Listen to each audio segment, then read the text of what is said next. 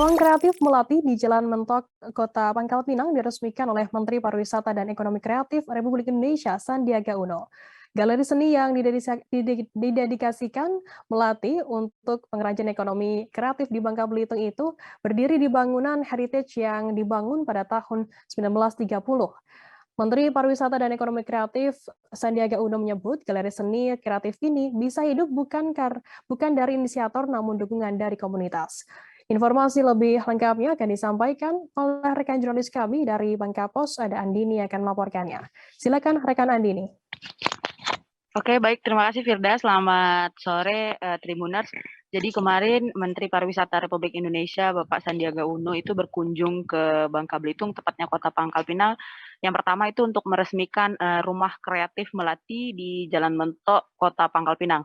Nah, ini Rumah kreatif ini didirikan oleh Melati, yaitu istri dari Gubernur Kepulauan Bangka Belitung, Erzaldi Rosman. Ini didedikasikannya, maksud saya, untuk masyarakat Bangka Belitung atau untuk para seniman-seniman yang ada di Bangka Belitung agar punya tempat untuk memejengkan hasil karyanya itu. Dan kemarin itu diresmikan langsung oleh Bapak Sandiaga Uno selaku Kemenparekraf Republik Indonesia.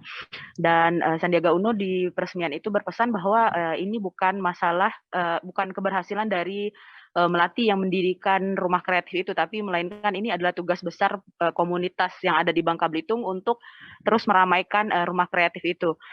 Kata Sandiaga Uno itu untuk meramaikan rumah kreatif itu tidak hanya sebulan 2 bulan saja, tapi dalam 1 minggu itu harus ada event-event, minimal 1 minggu itu 1 event, 1 bulan 1 event, atau sampai ke 1 tahun itu 1 event hingga event internasional maksud saya.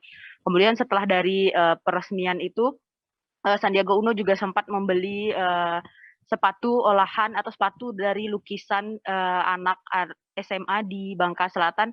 Itu langsung digunakan oleh Sandiaga Uno untuk keliling ke Bangka Belitung. Selanjutnya dari peresmian Rumah Kreatif Melati itu, Sandiaga Uno juga sempat melihat langsung IKM pembuatan kerupuk yang ada di Desa Kurau, Kabupaten Bangka Tengah, Provinsi Kepulauan Bangka Belitung. Dan di situ Menparekraf ini juga mendengarkan langsung keluhan dari para pedagang ini, termasuk keluhan harga kue atau harga kerupuk ini yang mulai tinggi lantaran disebabkan harga minyak goreng yang juga saat ini naik. Dan Sandiaga Uno juga berusaha memberikan semangat kepada para pedagang untuk terus bisa berinovasi di masa pandemi dan di masa minyak goreng yang saat ini di harga yang cukup tinggi. Kemudian Sandiaga Uno juga sempat berdiskusi bersama dengan mahasiswa yang ada di Provinsi Bangka Belitung, memberikan semangat bagaimana berusaha baru di era pandemi dan kreatif di masa yang sekarang. Demikian, Firda. Ya, baik. Terima kasih rekan Andini dari Bangka Pos. Jangan lupa subscribe, share, komen, dan like ya.